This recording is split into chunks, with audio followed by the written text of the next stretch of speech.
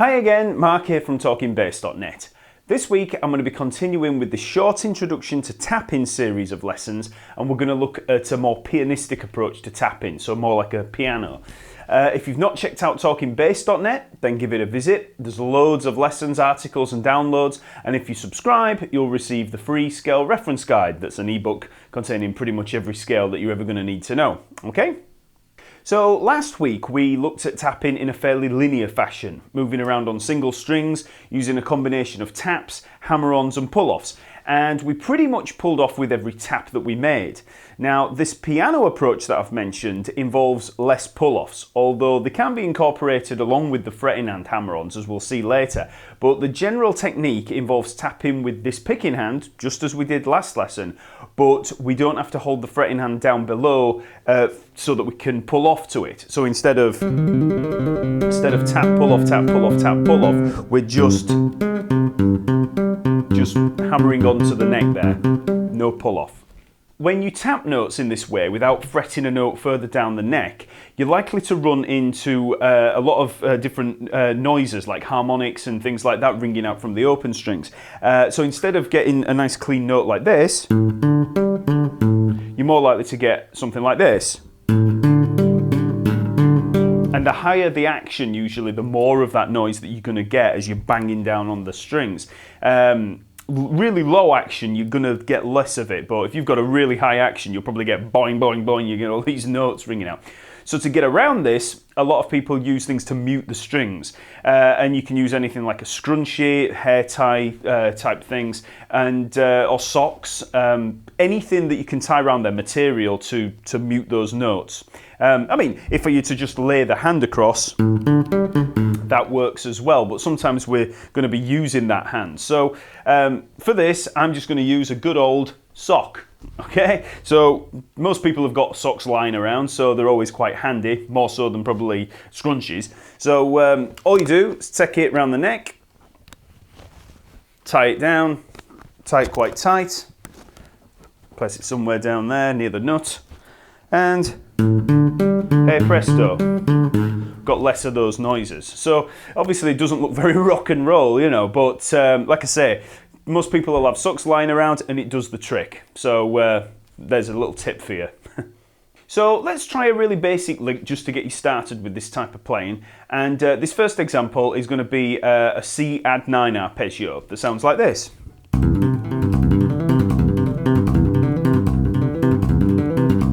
Okay. So this lick starts with the C here at the 8th fret of the E string. Okay, just hammered on out of nowhere, no plucking involved. We're just putting that second finger down there on the C. Then first finger takes the E, 7th fret of the A string. Okay, C, E. Second finger, first finger. Simple. Then this hand, the tapping hand, we're going to use the first finger and second finger. We're going to tap the G and the C. So we've actually got a C major triad there. So we've got C, E, G, C. So the G and the C, 10th fret of the A string, 10th fret of the D string. C, E, G, C. Then we move up to the D, 7th fret of the G string. Just hammer that on out of nowhere there with the first finger of the fretting hand, and then hammer on to the E, 9th fret of the G string. So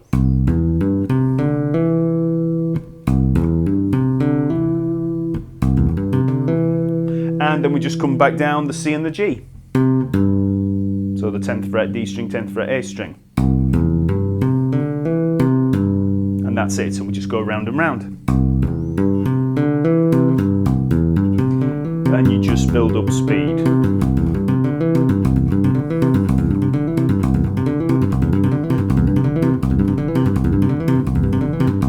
Okay?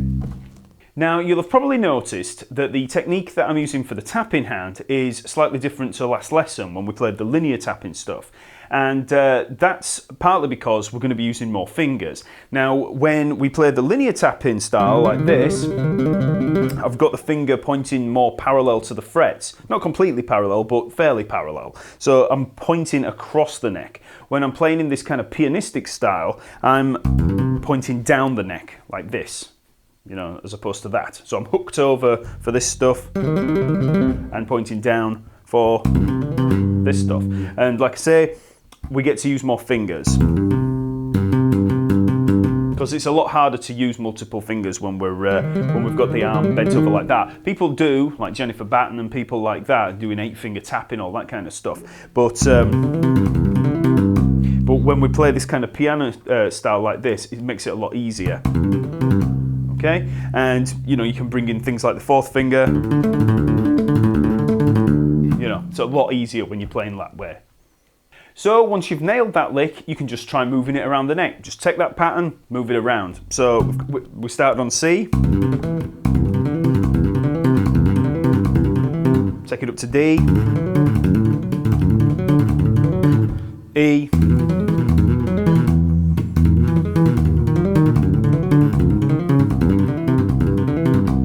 So just try moving that pattern around and it'll give you a little bit of exercise in using these fingers. So as I mentioned earlier, one of the main aspects of this style is the fact that we're not using pull-offs so much. It's just hammer-ons out of nowhere. You know, we're just hammering on the neck like as if we were playing a piano. And so one of the things to try is just playing, you know, anything you normally would with both hands, played, you know, with one hand. So let's take just a straightforward C major scale. Now, normally we could pretty much find it quite easy to play that in the fretting hand, just, you know, without plucking.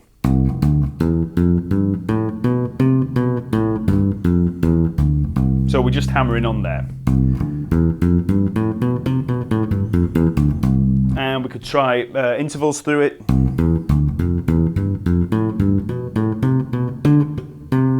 Okay, so we can do that in that hand as we actually tried last lesson, but now we can try playing the same thing just with this hand. So let's try this C major up here. So we're starting on the 15th fret, and we're just going to try using exactly the same fingering as we did down here. So we're starting on the 2nd finger. Okay, and just tapping out a C major scale.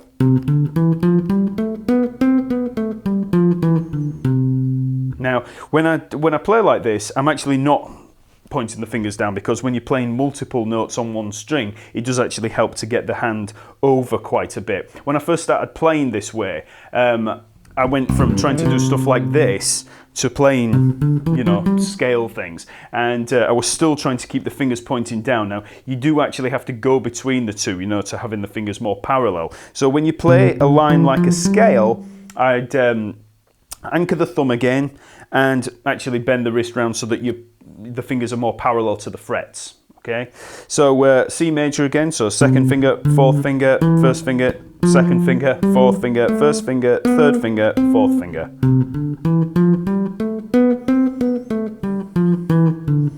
And then you can try doing the same as we did down here, try intervals through the scale, so thirds.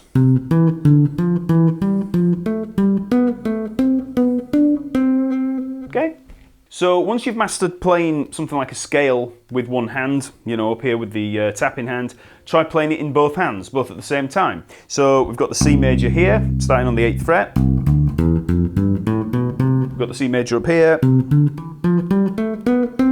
Play them together.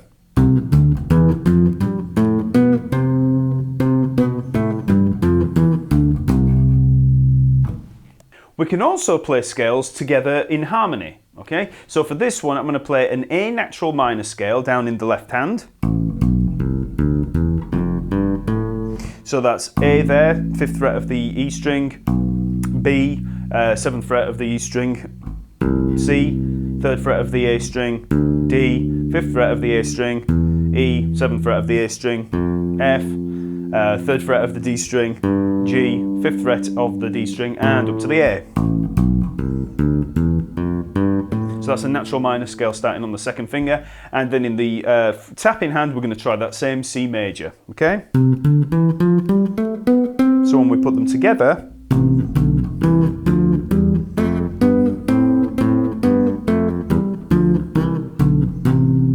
okay, so we get a little third harmony there. Next, I'll show you a line that I learned from Stu Hamm's great Hot Licks video, Slap, Pop and Tap for Bass. Now, I'd urge you to dig that video out if you can find it and watch it. It's an absolute goldmine for learning this kind of stuff, and I learned a hell of a lot from that one video back when I started out. So this line is from one of Stu Hamm's tunes called Sexually Active, and it sounds like this.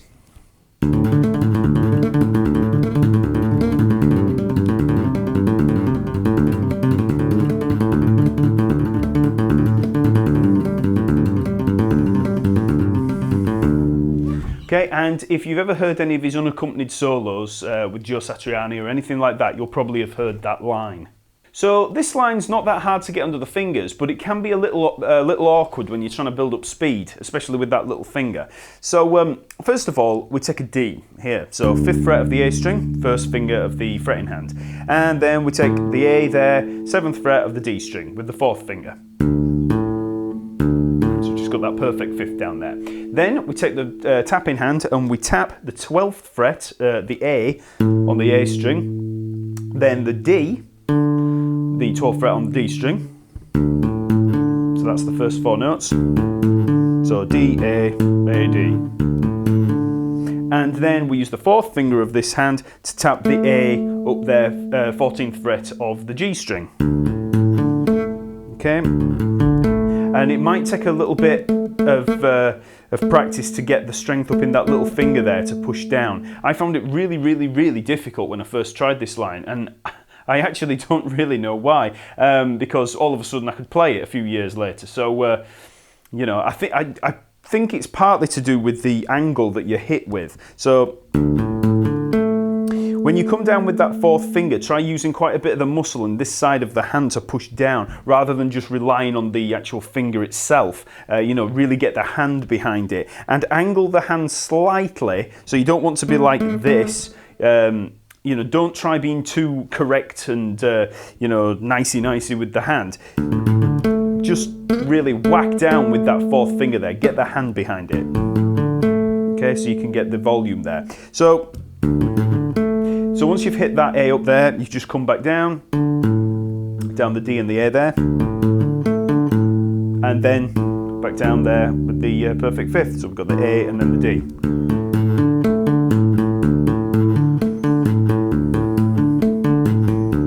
That's the line. So then you just build up speed.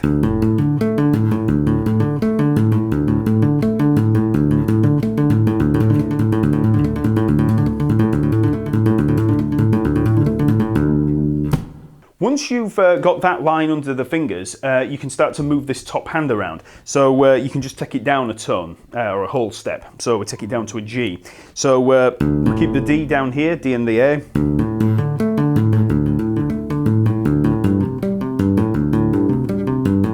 So we've got the G, C, G there.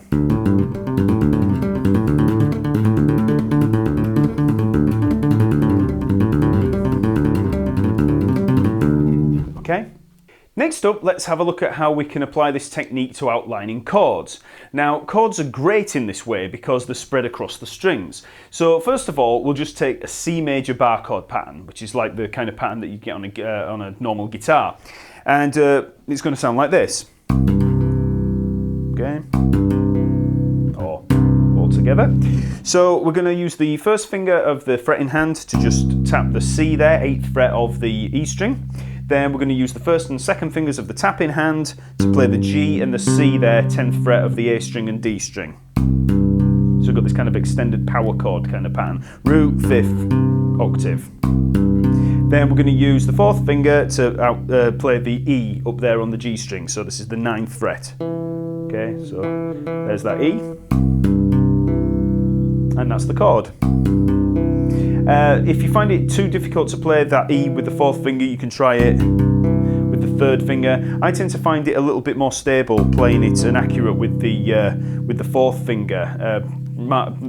Probably something to do with hand size. But if you find it easier with the 3rd finger, then just go for it. Okay, so that's a C major triad. So once you've nailed the fingering for the basic chord shape, we can start to outline it with a different pattern, a rhythmic pattern. So what we're going to do is play the C, come up, play the E, and then come back down.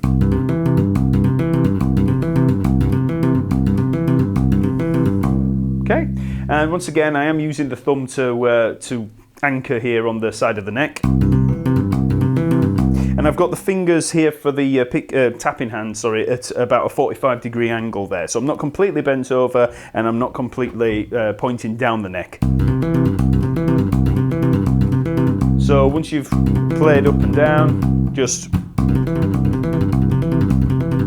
build up speed. Once you can play that C major, we can just take the top note down a half step or a semitone or 1 fret to turn it into a C minor. So, okay, so that's now a C minor. So we're taking that E, 9th fret, down to the 8th fret.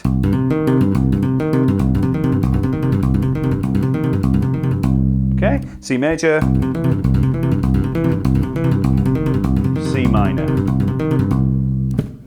Once you can play these major and minor patterns okay, you can just start to move them around. So you could move them through scale degrees of a key. So if we're in the key of C major, we might have C major, D minor, E minor, F major, you know, back down.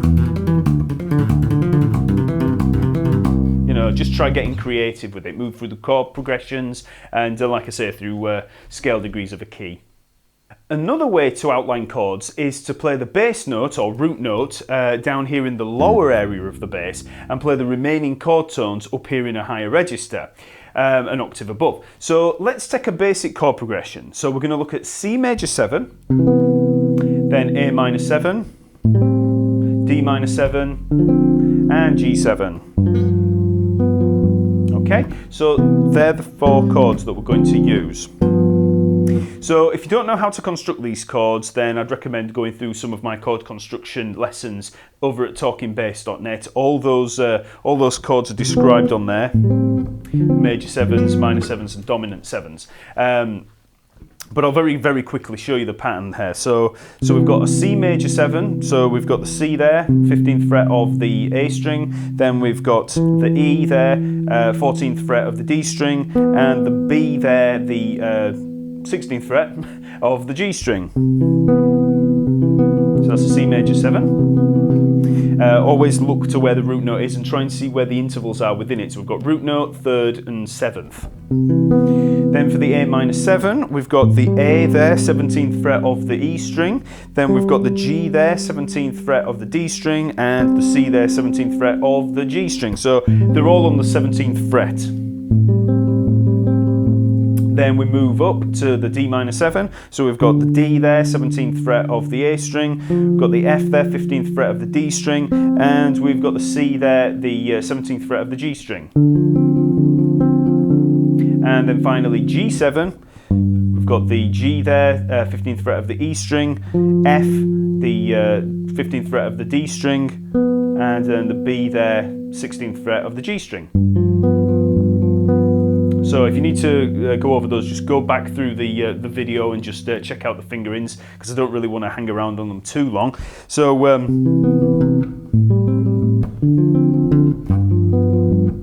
so that's a 1, 6, 2, 5 progression in C. Now what we can do is take that root note, the root note for each of those chords, and just take them down the octave. So there for that C major 7, we can take the C there, take it out and put the C down here. And then just tap the remaining chord tones. So it's the same pattern, we've just removed the C, we're tapping those top 2 notes, the E and the B, and then we've got the C down here. So that's a C major 7. Then we can do the same thing for the A minor 7, so there we had the pattern. Then we take the A out, take it down an octave down there, and tap the 2 remaining notes up there, G and the C. So we've got then D minor 7, same thing, D down there, F and the C up here, and then for the G, G down there, F and B flat up there. Okay, so what was is now.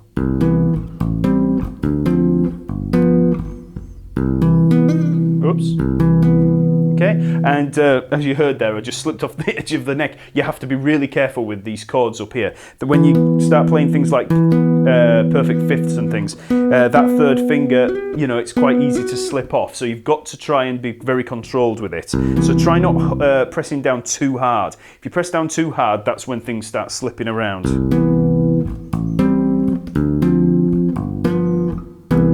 Okay, so that's a 1, 6, 2, 5 in C, C major 7, A minor 7, D minor 7, G7. Once you've got those chord patterns under your fingers, you can start to mess around with the rhythmic action between the two, and you can start to put little bass lines in down here. So, if we look at the C down there and look for a fifth, we've got the G below it. We want to stick down on the E and the A strings because of where the chord tones are up here. So we've got the C to G below it, then we've got the A to E, so that perfect fifth pattern there. Then we've got D down to the A, and then we've got the G up to the D. So C, G, A, E, D, A, G, D, C. And once you've got those there, you can start to mess around, like I say, with the rhythm between the two. So you get things like this.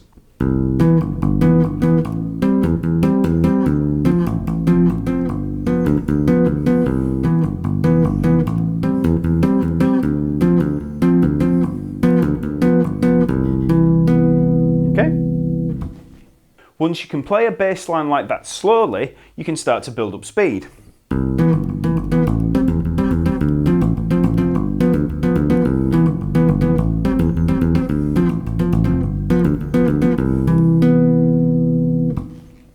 Once you've got more independence between the two hands, you can start to do things like walking bass lines in the bottom hand and then just little chordal things up in this hand. So if you take that C, A, D, G, and put little chromatic passing notes between them.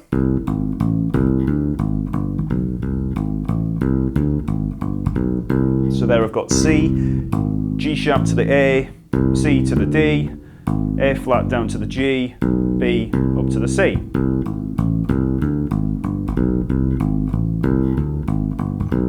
And then we can start to put the chords in.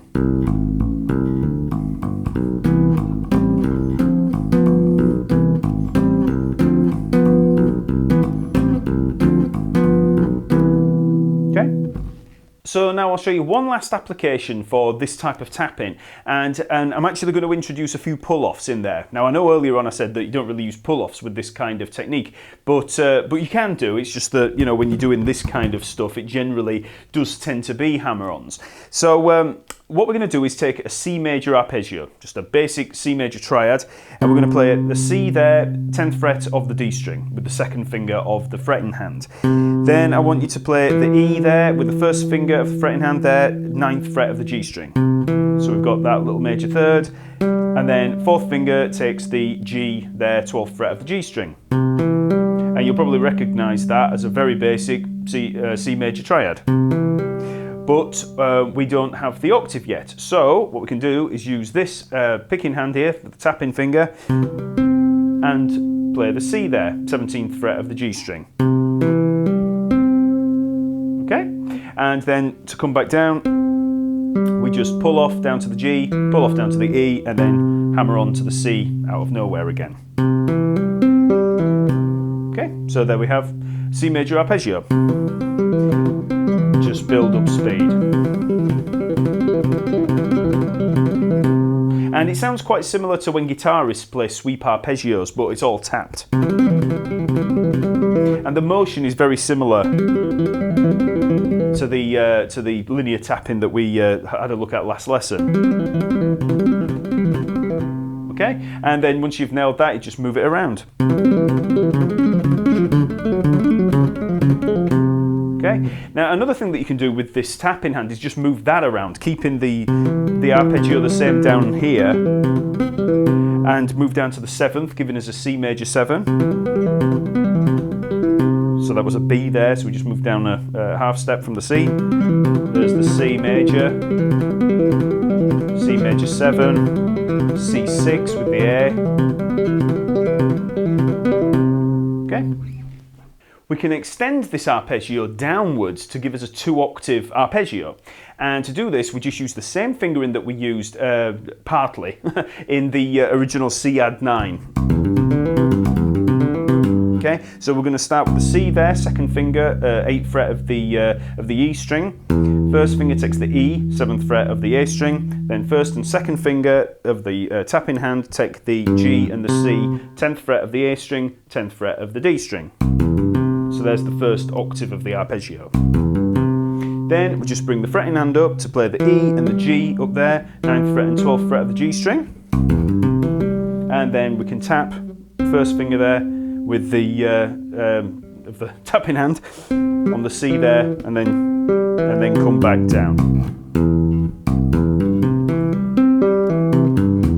Okay, so that's a 2-octave arpeggio. And it's quite tough to get this because you've really got to look for where that C is going to be up there, or whatever note it is, whichever arpeggio you're playing. So if this is a C, you can't think of a pattern really. You've actually got to look for where the C is. You know, if you're just used to fretboard patterns, this is a good excuse for learning the notes on your neck. So, whoops.